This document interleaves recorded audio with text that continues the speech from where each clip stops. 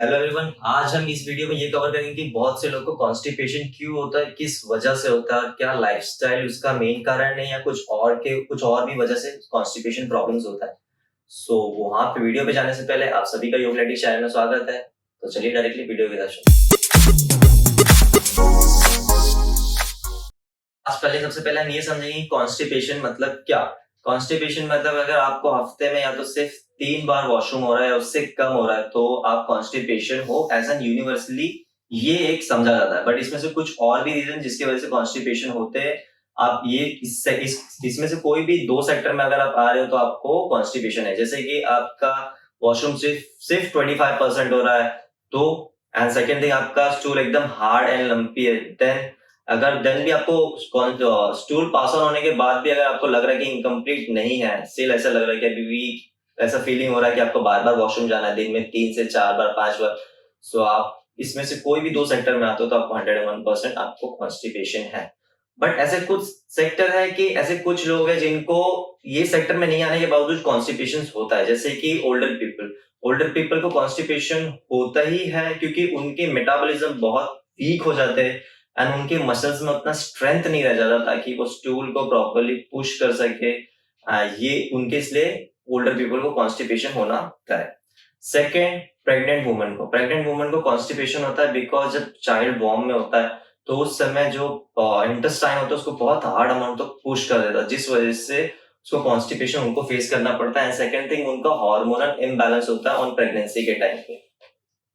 Third है जो high amount of medications लेते हैं उनको कॉन्स्टिपेशन होता ही है। एंड फोर्थ, हमारी गलती की वजह से कॉन्स्टिपेशन होता है, जिन लोग लेस वाटर इनटेक करते हैं और जो less amount of fibre intake करते हैं और ज्यादा बाहर का कुछ भी खाते हैं उनको 101% कॉन्स्टिपेशन होता है, बट अपनी गलती।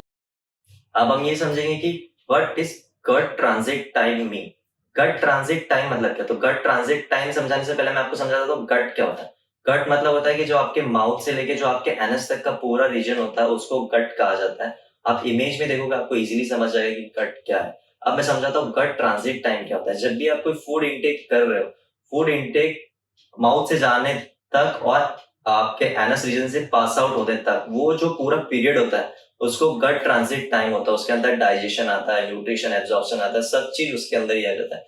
बट कभी कभी गट ट्रांजिट टाइम आपका अनबैलेंस हो जाने की वजह से भी कॉन्स्टिपेशन होता है। जैसे कि उसमें से कुछ, अब गट ट्रांजिट अनबैलेंस की होता है जैसे कि अगर हमें भूख लगी है और हम ज्यादा टाइम तक उसको पेट को खाली रखते हैं तो सबसे पहला ये रीजन है जिसकी वजह से गट ट्रांजिट हो जाता है। अगर हमारे बॉडी के अंदर मीथेन प्रोडक्शन, हमारे पेट के अंदर अगर मीथेन प्रोडक्शन कम हो जाता है, जो बाई कुछ गट माइक्रोबायोटा कुछ मीथेन खुद से प्रोड्यूस करते हैं, अगर वो कम हो जाता है तो हमें कॉन्स्टिपेशन प्रॉब्लम्स होता है। और हमारे कुछ कहीं कहीं पे और हमारे पेट में सेंसिटिविटी कहीं कहीं पे खत्म हो जाती है, मतलब बहुत ही कम हो जाती है, जो उनको सेंस नहीं होता और वो उस हिसाब से प्रॉपरली फंक्शनेट नहीं कर पाते, तब कॉन्स्टिपेशन होता है। एंड लास्ट, आपका गट माइक्रोबायोटा अगर अनबैलेंस हो जाता है, गट माइक्रोबायोटा मतलब माइक्रो ऑर्गेनिज्म, अगर ये अनबैलेंस हो जाता है तो हमें कॉन्स्टिपेशन होता है।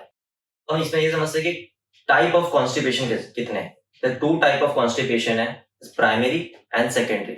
सेकेंडरी में वो लोग आते हैं जिनको या तो जिनका मेडिकेशन चल रहा है या तो जिनकी कोई सर्जरी हुई है या जिनको कोई न्यूरोलॉजिकल डिजीज है। प्राइमरी में वो लोग आते हैं जिनका फाइबर इंटेक कम है और या तो जिनका वाटर इंटेक कम है। बट जैसे कुछ कॉन्स्टिपेशन के बाद भी और भी कुछ प्रॉब्लम्स है, कॉन्स्टिपेशन के अंदर हमें और भी कुछ प्रॉब्लम्स है, वो अभी इसमें कवर करते हैं। सबसे पहला है हेमोरॉइड्स। हेमोरॉइड्स मतलब क्या।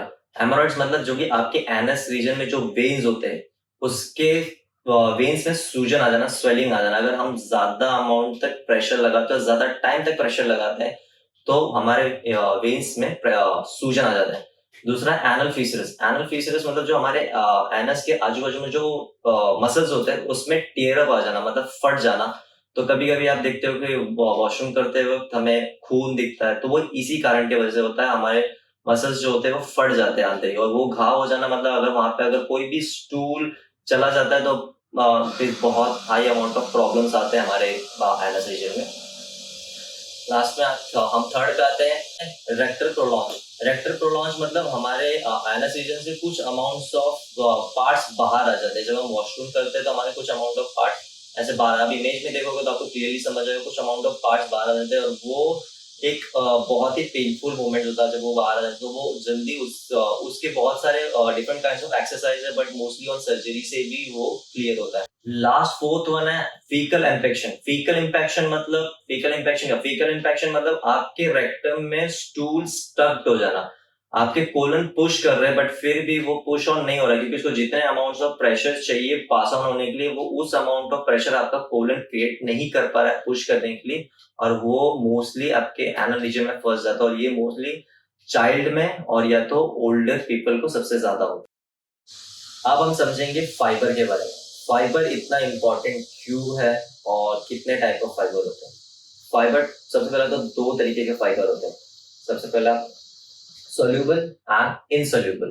पहली बात तो ये समझिए कि फाइबर, बहुत से फाइबर है जो डाइजेस्ट नहीं होते। जिस तरीके से अलग जैसे पेट में जाके बहुत सारी चीज न्यूट्रिशन में कन्वर्ट हो जाते हैं, वैसे फाइबर कुछ कुछ नहीं डाइल्यूट होते हैं वाटर में, वो सिर्फ और सिर्फ आपके स्टूल पास ऑन के लिए ही यूज होते हैं आपके बॉडी के अंदर, ताकि वो इजीली स्मूथली आपके बॉडी से जो गंदगी मैल है वो बाहर निकाल सके।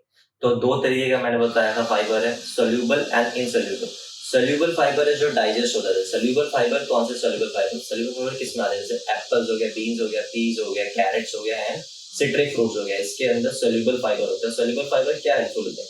जैसे कि अगर आपको हाई कोलेस्ट्रॉल लेवल है तो उसमें सबसे ज्यादा यूजफुल है, और आपको हाई ब्लड प्रेशर प्रॉब्लम है तो उसमें सबसे ज्यादा यूजफुल है। अब आते हैं इनसोल्यूबल फाइबर। इनसोल्यूबल फाइबर ही हम इसमें टॉपिक में सबसे ज्यादा डिस्कस करेंगे। इनसोल्यूबल फाइबर उनके लिए जिनको भी कॉन्स्टिपेशन प्रॉब्लम है वो इनसोल्यूबल फाइबर लेना स्टार्ट करें। इनसोल्यूबल फाइबर किसमें होता है? कैबेज में होता है एंड बहुत सी चीजों में। मैंने उस कितने इनसोल्यूबल फाइबर है मैंने उसका लिंक डिस्क्रिप्शन में डाल दिया, आप वहां से डाउनलोड कर लीजिए और आप अपने हिसाब से आप अपना डाइट चार्ट बनाइए एंड आपके लिए इजी होगा।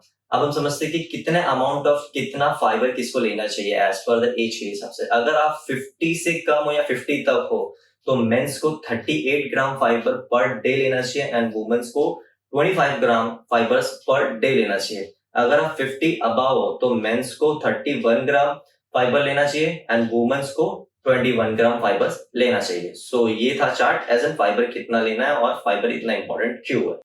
मैंने इस टॉपिक को एंड में रखा था ताकि आपको एंड में अच्छे से समझा सकूं। आपने थंबनेल में देखा होगा अबाउट सेकंड ब्रेन, बॉडी का सेकंड ब्रेन, तो मैं उसी के बारे में थोड़ा डिस्कशन करना चाहता हूँ। आपने काफी सुना होगा कि वगैरह वगैरह ये रीजन की वजह से वो रीजन की वजह से कॉन्स्टिपेशन होता है, बट बहुत ही कम आपको बताया गया होगा कि कॉन्स्टिपेशन का एक और मेन कारण है जो आज के टाइम पे बहुत से लोगों को कॉन्स्टिपेशन क्यों हो रहा है अभी आपको समझेगा। कॉन्स्टिपेशन का एक और सबसे मेन रीजन है डिप्रेशन। आप जितना ज्यादा डिप्रेशन में होगे आपका कॉन्स्टिपेशन, आप उतने कॉन्स्टिपेशन की तरफ जाओगे। अभी कैसे? जो भी आपका गट्स है और आपका ब्रेन का कम्युनिकेशन एक साथ बने रहता है और वो एक साथ मैसेजिंग पासिंग होता रहता है, कम्युनिकेट एक दूसरे से करते रहते हैं। जैसे कि जो आपके गट्स के अंदर न्यूरॉन्स, आपके स्पाइनल कॉर्ड से भी ज्यादा न्यूरॉन्स आपके गट्स के अंदर होते हैं और कुछ न्यूरॉन ट्रांसमीटर आपके ब्रेन से कंटिन्यूसली पास ऑन होते रहते हैं, तो वो दोनों का कम्युनिकेशन एक अच्छे लेवल तक मैसेजिंग पास होता रहता है। आप समझते हैं कि आपके ब्रेन के अंदर सेरोटोनिन हार्मोन्स रिलीज होता है जो आपके डिप्रेशन में, जो डिप्रेशन से लिंक्ड है। वही सेम सेरोटोनिन आपके गट्स में भी रिलीज होता है, बट उसका यहाँ पे फंक्शन अलग है। उसका यहाँ पे फंक्शन क्या होता है? उसका यहाँ पे फंक्शन होता है फूड एब्जॉर्प्शन के लिए, आपके पेट के अंदर कितने अमाउंट ऑफ एसिड का प्रोड्यूस करवाना है ताकि आपका फूड प्रॉपरली डाइजेस्ट हो सके। एंड सेकेंड जो पास ऑन करना, जब भी जैसा मैंने कहा था स्टार्टिंग में गट ट्रांजिट टाइम, वो पूरा मेंटेन रखना कि कब फूड को कहाँ पे कितने टाइम स्टॉल रहना है, कैसे डाइजेस्ट होना है, न्यूट्रिशन कहाँ जाना चाहिए, एंड देन जो बचा हुआ स्टूल को कैसे पास ऑन करना है, पूरा पूरा टाइम शेड्यूल बना के रखना। इसके अंदर ये सेरोटोनिन का पूरा मेन रोल होता है हमारे गट्स के अंदर।